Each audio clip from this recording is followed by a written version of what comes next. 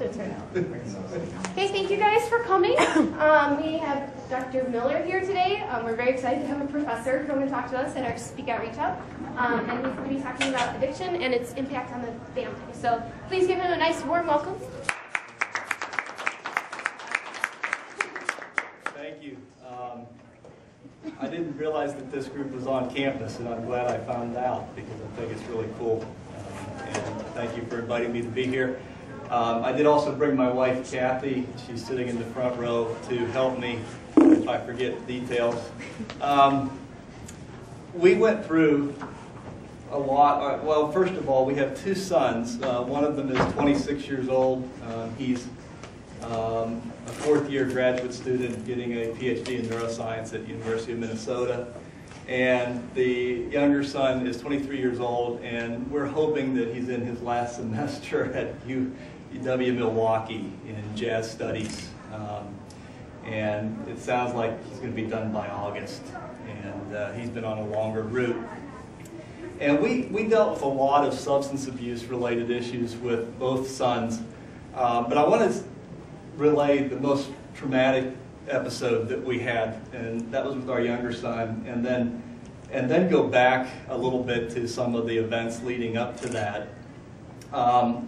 2 years ago, this coming Memorial Day weekend, and it's a weekend like this year where Carthage graduation falls the Sunday before Memorial Day, and I always feel like that only happens every once in a while, and that's like a free summer week for me.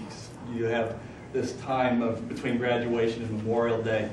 And so it was a Thursday, and I was off on a bicycle trip with a friend.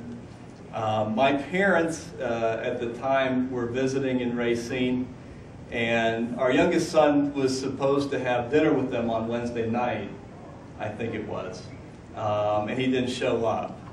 And so we weren't too concerned because he was the kind of kid who doesn't always fulfill his obligations. And so Thursday we started calling around, I think, to friends to see if they knew where he was. And then Friday morning, finally, my wife got a reverse the charges call from the House of Corrections, which is a local jail in Franklin, Wisconsin. And one of the reasons why he was not getting a hold of us, number one, he was afraid to call us. Number two, we only have cell phones, and you can't reverse charges to a cell phone. And so he had to wait till she was at work where he could call her Friday in the morning. What I remember was she called my cell phone and said, "Call me at work. There's a problem that we need to talk about with Justin." And so I called her work, and she's the ministry assistant at Covenant Presbyterian Church in Racine. And when I called, she was on the phone with somebody at the House of Corrections in Franklin, and one of the pastors answered, and she said, "I'm really sorry about the bad news that you're going to get when you finally talk to your wife, and we're praying for you." And I'm thinking, "Oh, geez, what is this all about?" She finally, she calls me back a few minutes later, and our son had been arrested. Basically, he had 5 felonies and 2 misdemeanors, I think, against him for drug dealing. Then a variety of different ways of saying that, but the law allows you to say that several different ways. And it was a lot of charges. The bail at the moment was set at $10,700, and I'm just like, well, what are we going to do? Because that, just never thought or imagined. I mean, again, I'll give you some of the backstory about his drug usage, but never imagined it would get this bad. And so after thinking for a while, I looked online to find lawyers in Milwaukee who deal with drug cases, and there's a bunch of them. it's a big business. And so I found one that was top ranked. I called her back. We called them. That day we took a credit card, swiped for $7,500 to their office. This was about by 5 o'clock in the afternoon, I think it was. And so this is the Friday before Memorial Day, and he said, you know, once they had the money, they'd start working on the case. Now, while we were there, we were able to, you know, get some information about what all these charges are and what they mean and what we're looking at. And so they have this website where you can call up a person's record that's in the penal system, and it'll show you their mugshot, show you all the charges, show you all the details. And all that stuff is still actually out there on him right now. But they pull up the mugshot, you know, and you're sitting in somebody's office looking at, you know, your baby, who is not a baby anymore, with a mugshot and all that kind of stuff. And they said, you know, we should be able to plea bargain this out since it's his first charge, but we have to just wait and see. There's this long process involved. You could go pay $10,000 right now to get him out of jail, which I just paid $7,500 on a credit card, so there was no way I was able to do that. At the same time, talking to him on the phone, he sounded really in bad shape. He was on a, I think an antidepressant, one of the modern antidepressant medications. When you go to jail, you're not allowed to take your medication until you're seen by a doctor. It takes at least 7 days to be seen by a doctor. So this whole time you can see that he's cycling downwards in terms of his mental state. We don't know anything that's going on. The time that we talk to him is limited to about a minute at a time, and so you're not getting a lot of details. And so they said, the lawyer said, well, he's supposed to have some kind of an intake hearing, they call it, I think, that where he can argue that the bail is too high and that there's too many charges against him, get the charges lowered and in some cases thrown out or whatever based on procedure and whatnot. He said, I'll find out when that is. Hopefully it's tomorrow on Saturday. So we went home and knowing that we couldn't get him out that day. And then I realized, you know, he had been arrested at his apartment, lived in the community right outside, right below UW-Milwaukee, and he had been borrowing our car, and he had all of his musical instruments there and all of his clothing and belongings at the house, and who knows what the other residents of the house were doing, because I knew that they were, you know, having their own issues, their own problems. And so I said to Kathy, once we drove all the way back home to Racine, we should go back up there and at least get our car back, and at least get, you know, the expensive instruments that he owns for his music and whatnot. And so we did that. We went up there, we went in, and we got that stuff, and got our car. Especially, I was thinking, you know, sometimes they, especially if you're charged as a drug dealer, they'll take your property, the police, you know, and I'm thinking, well, part of this property is mine. I'm not dealing drugs, so I want to get my car back at the very least. So we got the major stuff. Called a friend, said, tomorrow can you go up and help us clean out the rest of the apartment? And because he had a trailer, he said yes. At the House of Corrections, it's like I said, it's in Franklin. It's the place that they send nonviolent offenders, because the Milwaukee County Jail is full of violent offenders, and so many that they can't house all of the offenders across the board. So the nonviolent offenders are in Franklin. There's only 1.5 hours of visitation a week. It happens to be on Saturday, depending on your last name. So A through M was 8 to 9:30. The lawyer said you should probably be there between 6 or 7 because the line gets really long. So, you know, Saturday morning at 6:30, we're standing in a line that spreads outside on the sidewalk with a lot of people who were much more experienced at this than we were, and just wondering, what are we doing here? And so we go through this line very slowly. The thing that I remember the most were all these people talking about how they hated the police and they hated the legal system and they're all out to get you and all that. And I'm thinking, I like like the police. They're good people. You know, the people that we're visiting deserve to be in here. It's the problem, you know. It's not the excuse, it's the problem. And so we found ourselves in an environment that we were not used to, not expecting. So you go through this process where you go up and they have to check you like going through the airport. And so we finally get in and we're in a cubicle with a glass wall and a telephone, that whole thing. And so you sit there and wait now. And it's been an hour or so since we've been standing, so now we're sitting on a little stool waiting for him. And all these people come in shifts, you know, because they have probably 24 booths like this. And so they bring them in. You have a limited amount of time, and they take one out and they bring the next shift in. So they bring the shift in, and the one thing I remember is that as the incarcerated individuals were walking there, if you were looking at them, they would do things like, you know, grab their crotch and, you know, make obscene gestures to you and stuff like that, basically trying to intimidate you. And then, you know, I didn't know if they would associate my son with me, so I tried not to antagonize them because then it would be more problem for him.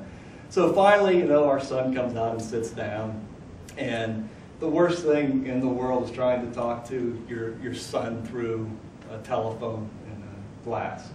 And, you know, Kathy couldn't talk at all. She was just crying the whole time. And, you know, basically he's saying, Dad, you got to get me out of here. Whatever it takes, get me out of here. I'll pay you back or whatever. And so I said, we got a lawyer. You know, the lawyer said that you're not supposed to say anything on this telephone because they record these telephones.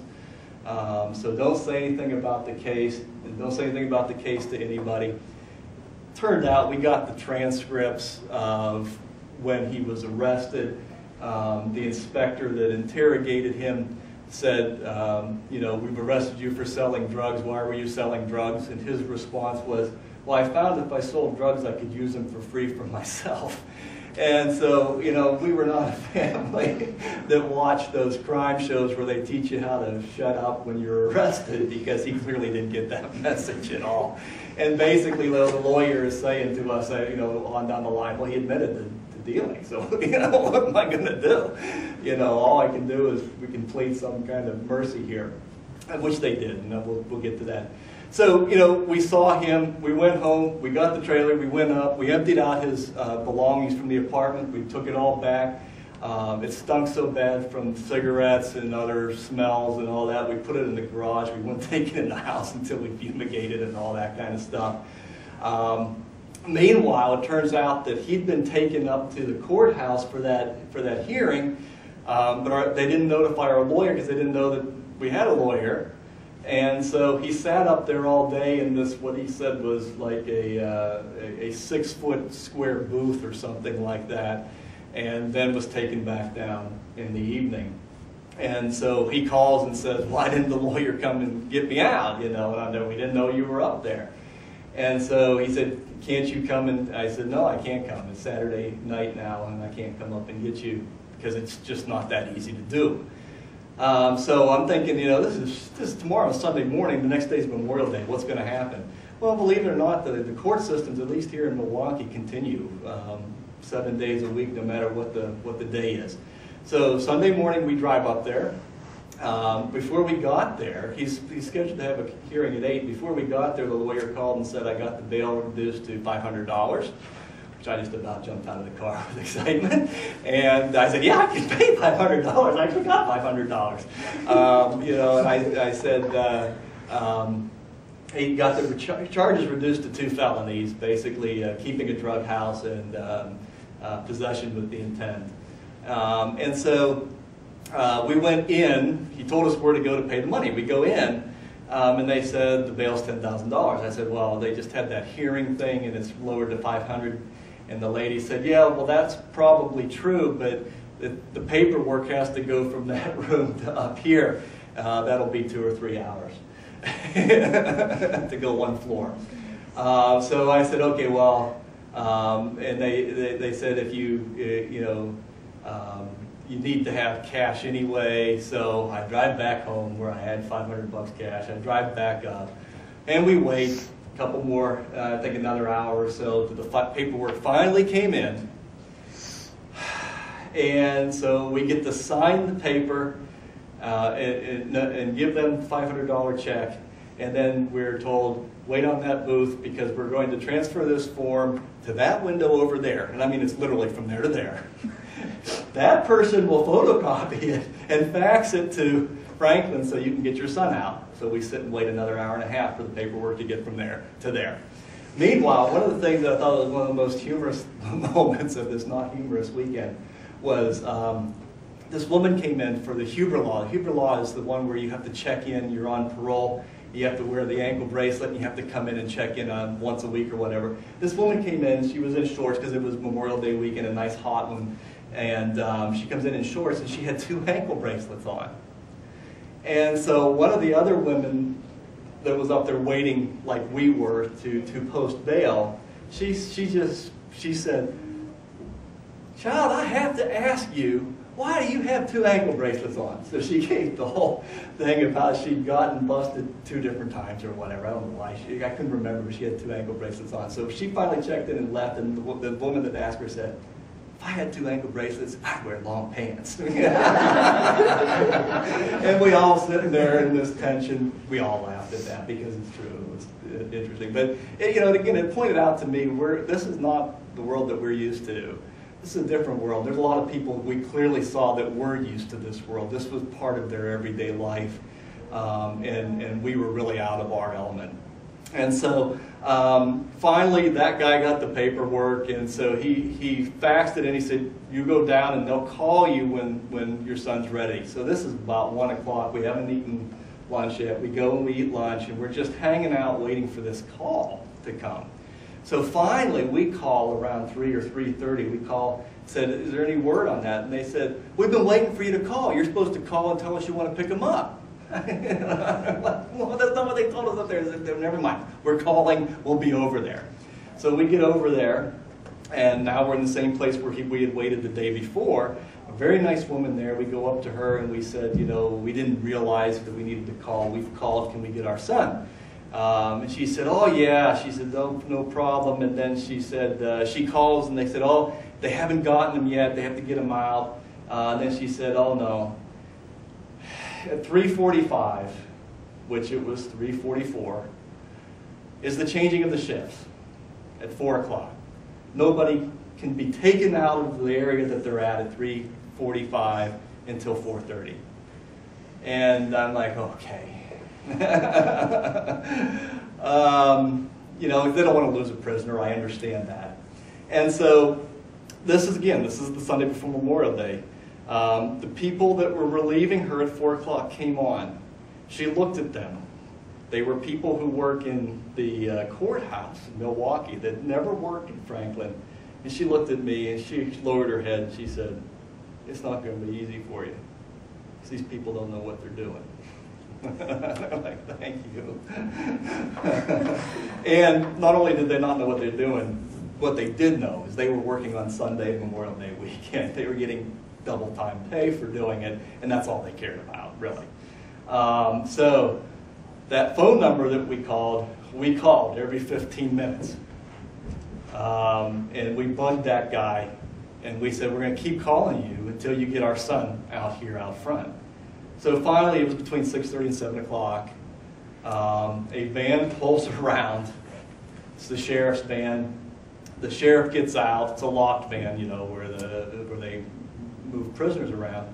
He said, "Where's your car?" "Well, my car is right over there." "It's the second parking lot, second row in the parking lot." "I can't release your son right here. I have to release him in front of that car." "Okay, drive your van over there. I'll meet you there in 10 steps. It was just the whole thing. And I mean, that was the most traumatic thing I think of. I mean, obviously my son, the trauma was that this is a system that's just not designed to be user-friendly. And I can understand why from people that I was standing in line with were not friendly users. And so I can understand this. But it was just so frustrating. So we finally get him home. One of the things that we noticed when we moved his stuff out of his apartment was that a lot of the clothing that we moved out did not look like male clothing, it looked like female clothing. Somebody that we didn't know was living with him. And it turned out that along with her clothing, she came. And so now we have not only my son living in our house, but we have his girlfriend living in our house. We could clearly tell that he was messed up. He would be awake for 2 or 3 days at a time, then he'd be asleep for 2 or 3 days at a time. You know, he just wasn't there cognitively, and I could recognize that, but what do you do about that? He didn't want to do anything.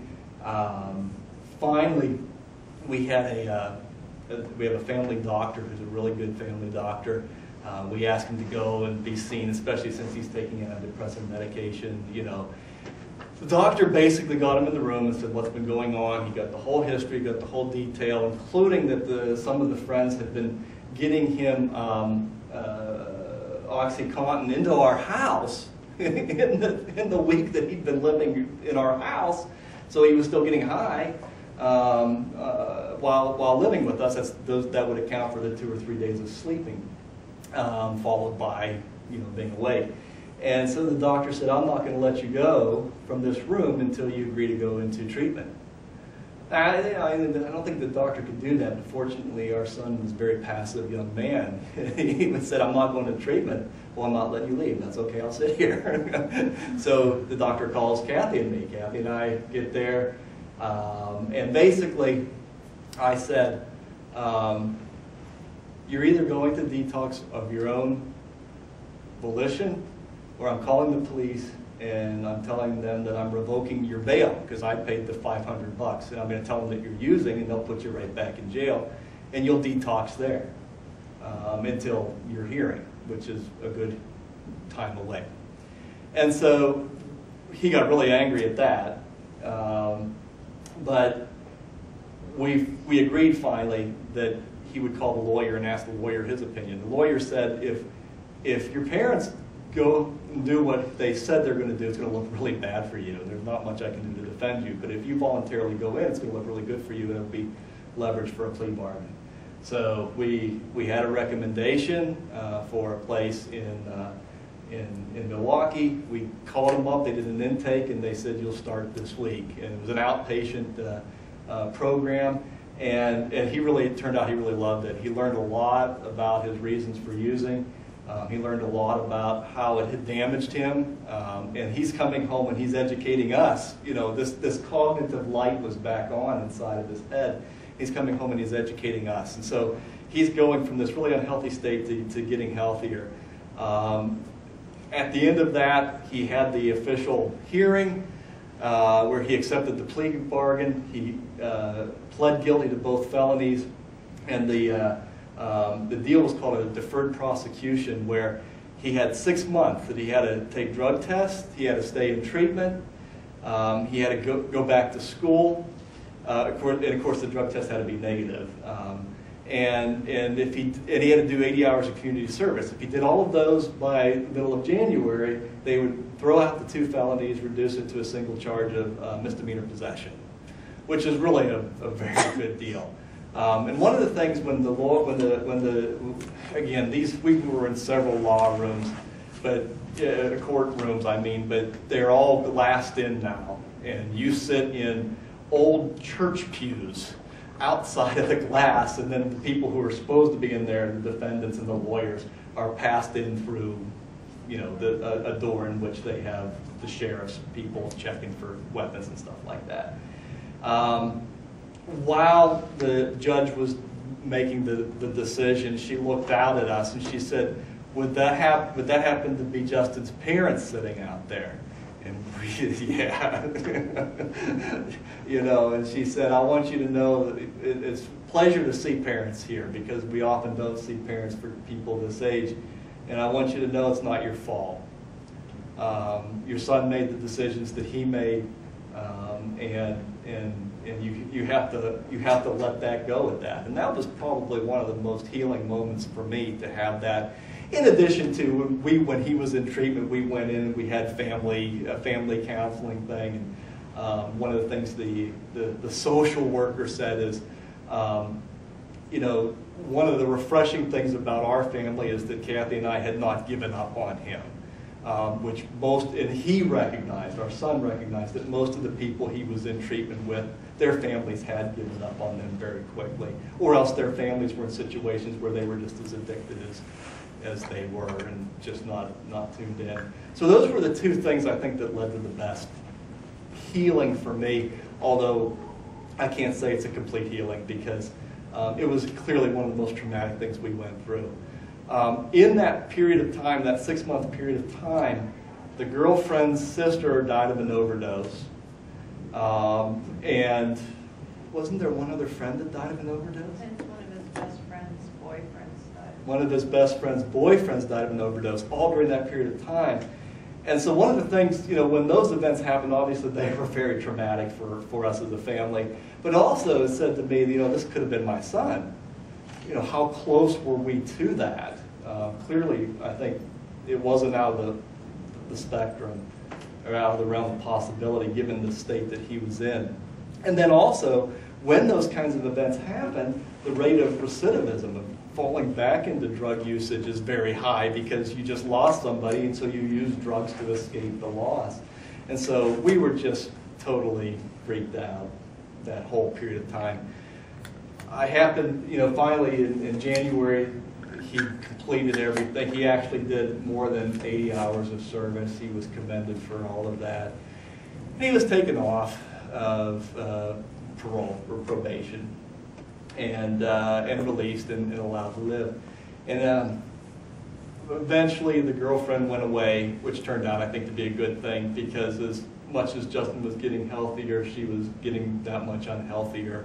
It was a really negative situation, I think, for all of us.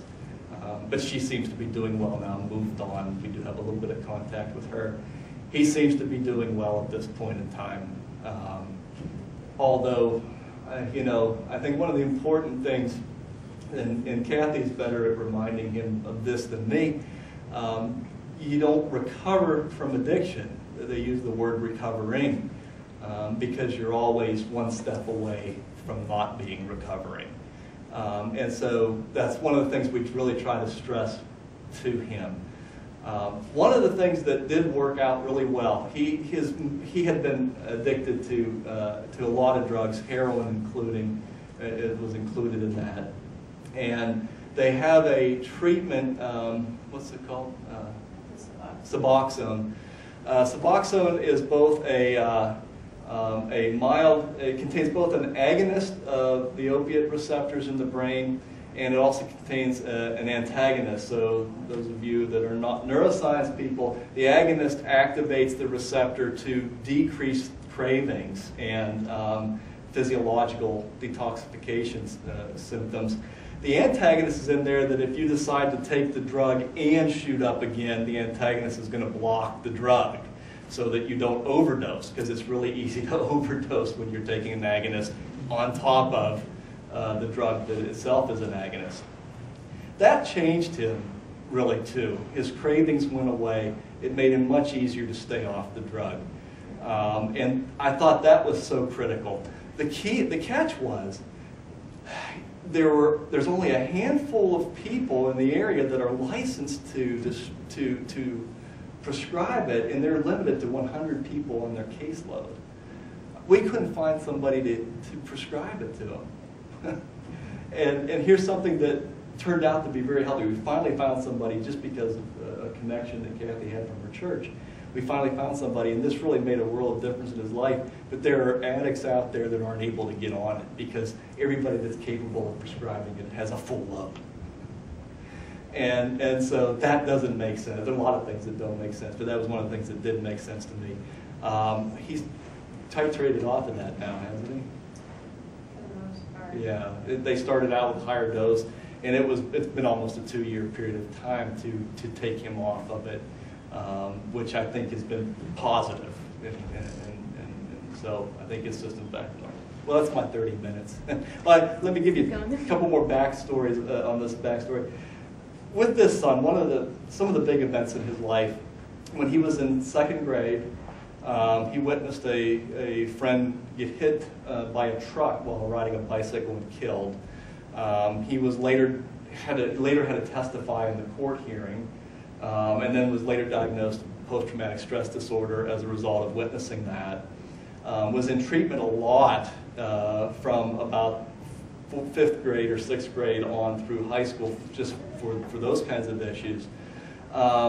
When he was in college, just before all of this happened, it was found that he had one kidney that had died, probably from birth. And he'd always had a lot of pain and a lot of problems with his stomach. And it turned out that the kidney was not working, and that was what was causing the problem. So that had to be taken out. And so he was a young person from a very young age who had a lot of emotional pain and a lot of physical pain. And so it wasn't outrageous to see that here's a person that's going to self-medicate, try to take the pain away.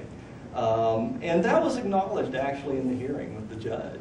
You know, she went through those details. She said, I understand, I'm sorry. That doesn't make what you were doing right, but it does make it somewhat understandable. That's why I'm willing to give you a chance. So that was the backstory. When he was a senior in high school, he was in treatment. We went in for a family meeting, and I said, I'm fed up with your drug use. You're going to graduate in 4 months, and you're going to UW-Milwaukee in August. I can't wait. I can't wait for you to leave. And that's how I felt. I mean, we were in a therapy setting. I spoke what I had to say. I said, you know, you've got to go on and make your own choices. And so he was shocked to hear that, which I think was a good shock. It didn't change his behavior. But then, you know, for me, 3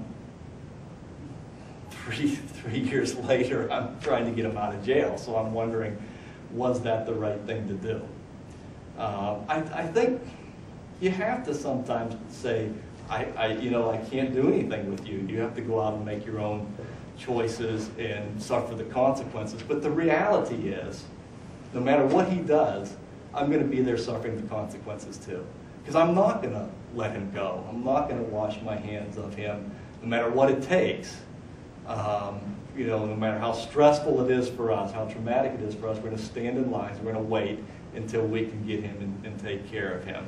So that's the one thing I would think about is how I felt when he was a senior in high school compared to, you know, obviously that's not the way I felt when we found out he was arrested.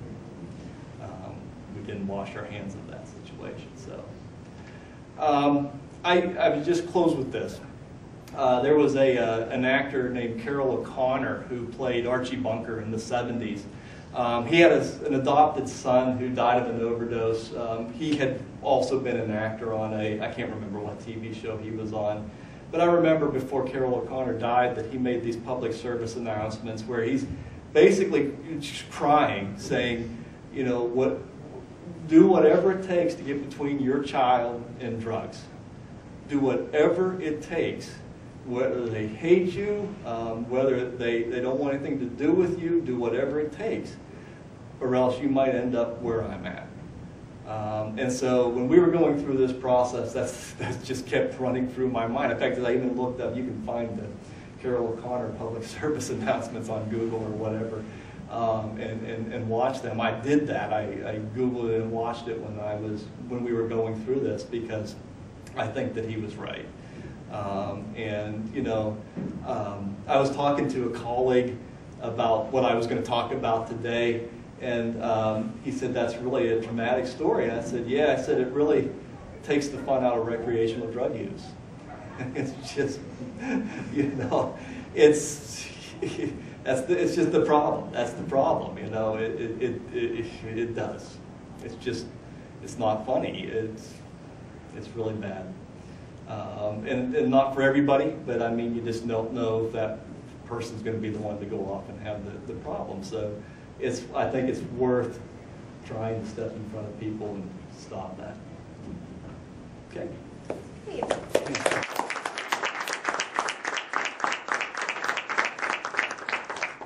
Does anybody have any questions that you'd like to ask Dr. Miller while you've got him on the spot?